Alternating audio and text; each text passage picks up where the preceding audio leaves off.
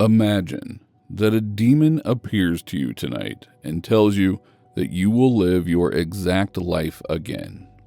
Every moment of it, exactly as it happened, infinitely.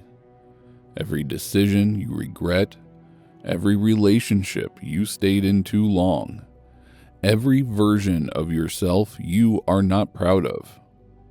All of it, on repeat, forever. I built one of my most unsettling ideas around a question. Would you be okay with that? If you are like most people, you'll feel something uncomfortable move through you when you sit with it. That reaction is actually the whole point. You are about to find out why.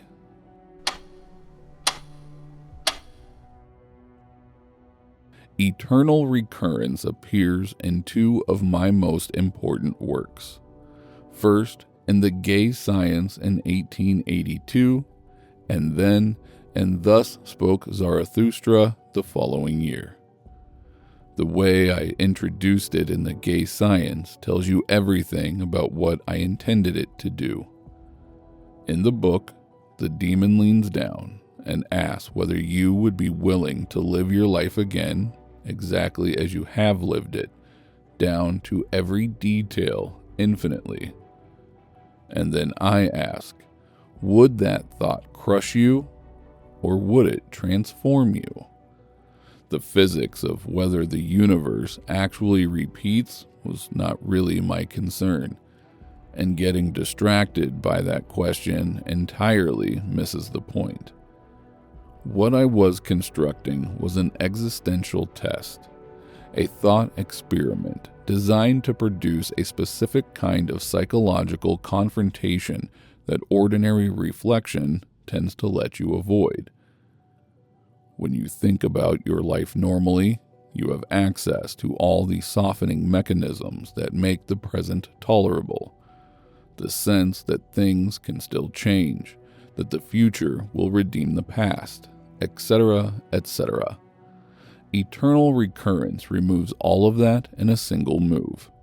The concept connects directly to what I called amor fati, which translates as love of fate, and means something more demanding than the phrase suggests. I was talking about genuine affirmation, the willingness to want your life exactly as it has been, including the suffering and the failures. In one of my notebooks, I wrote that my formula for greatness in a human being was wanting nothing to be different, not forward, not backward, not in all eternity. That is a high standard, and I knew it. The thought experiment is what makes you feel exactly how high it is. While you think about it, hit the like and subscribe buttons, and let's make things a bit more clear. What matters practically is what a yes and a no actually reveal, because I was not using this as a pass or fail judgment. The no is not a verdict on your life. It is information about it. The horror or discomfort you feel when you genuinely sit with the question tells you something specific about where you are not fully present, where you are tolerating rather than choosing, where you are waiting for a future version of your life to arrive and redeem the current one. Most people, if they are honest with themselves, are living at least partially in that mode. The thought experiment is designed to make that visible in a way that is difficult to rationalize away. Think about your honest reaction to the question of eternal recurrence for a moment. If your answer is an immediate and visceral no, the interesting question is what specifically the no is pointing at. Regret tends to be specific. The version of the thought experiment that lands hardest for you is probably landing on something you already know about, but have been successfully avoiding looking at directly.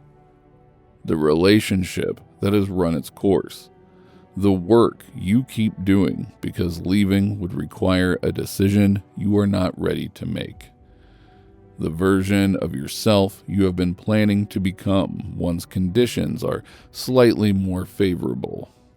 Eternal recurrence is brutal about all of that, because it removes the future as a refuge.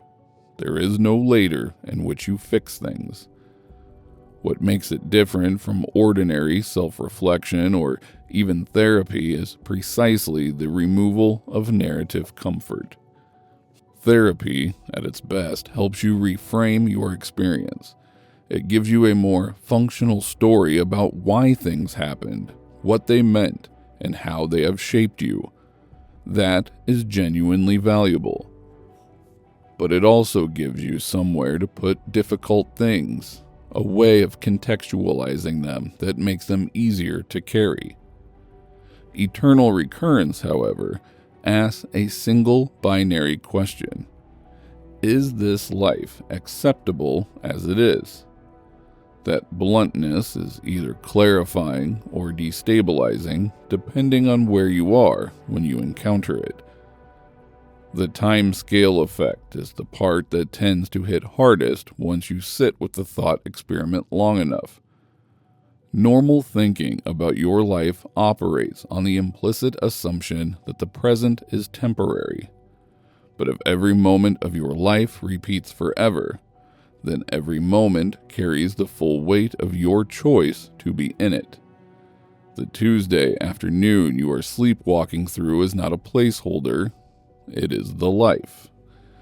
That realization, genuinely absorbed, has a way of clarifying things that ordinary reflection tends to leave comfortably vague.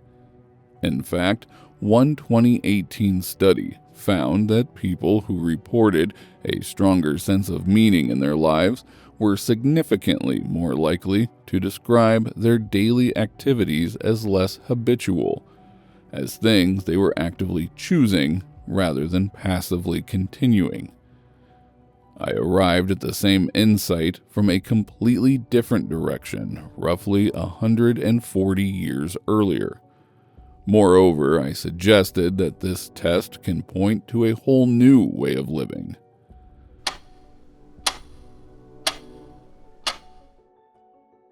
My actual interest was in what comes after the horror of sitting with the question. Specifically, whether the horror can become something else through the kind of genuine reckoning with your own life that the thought experiment is designed to produce. The ideal response I was pointing to is the willingness to look at your life as a whole, including the parts you are not proud of, and to recognize that those things are constitutive to your life. Saying yes to eternal recurrence means saying yes to all of that, because no matter how bad it was yours. Philosopher Bernard Williams once explored a related tension in his discussion of moral luck, pointing out that much of what we judge in a life depends on circumstances never fully under our control. If your entire life repeats, then even your accidents become part of your identity. You can't see a clean distinction between the author and the conditions anymore. What emerges is a single, continuous pattern of lived experience that must be faced as a whole. That shift in orientation has practical consequences that are worth taking seriously. If you are living with the thought experiment genuinely in mind, something like a background orientation, the decisions you make start to change in texture. You become more interested in making choices you could stand behind if they were permanent, and less willing to tolerate situations you are only in because leaving them would require a confrontation you have been postponing. The things you keep avoiding tend to become more visible because the thought experiment keeps pointing at them. The question is whether your life is yours. We should also be clear about what the thought experiment is not. because I most certainly did not design it as a psychological ordeal, and it works best when it is not treated as one. If the idea of living your life again forever produces genuine despair rather than productive discomfort, that is definitely information you should take seriously and consider talking to someone qualified to help you work through it. Always keep in mind that the thought experiment is a reflective tool, not a verdict, and my intention was never to make the weight of existence feel heavier than it already does. The psychologist Viktor Frankl, who arrived at many of the same conclusions from the entirely different direction of surviving Auschwitz and building a therapeutic framework around what he found there, wrote that the primary human drive is the search for meaning, and that meaning is not something you find, but something you construct through the choices you make and the suffering you are willing to integrate. A thought experiment is, among other things, a mechanism for confronting exactly that. What you are doing with what is happening to you, and whether the life you are building from it is one you would be willing to call yours permanently without reservation. Most people never quite get to yes. I knew that. The point was actually the quality of honesty that the question genuinely asked makes available to you. Now it is your turn. Drop a comment and tell us, when you honestly ask yourself whether you would live this life again, what is the first thing that comes to your mind? And what do you think about that says where you actually are right now? Thank you for staying with us, and we'll see you in the next video.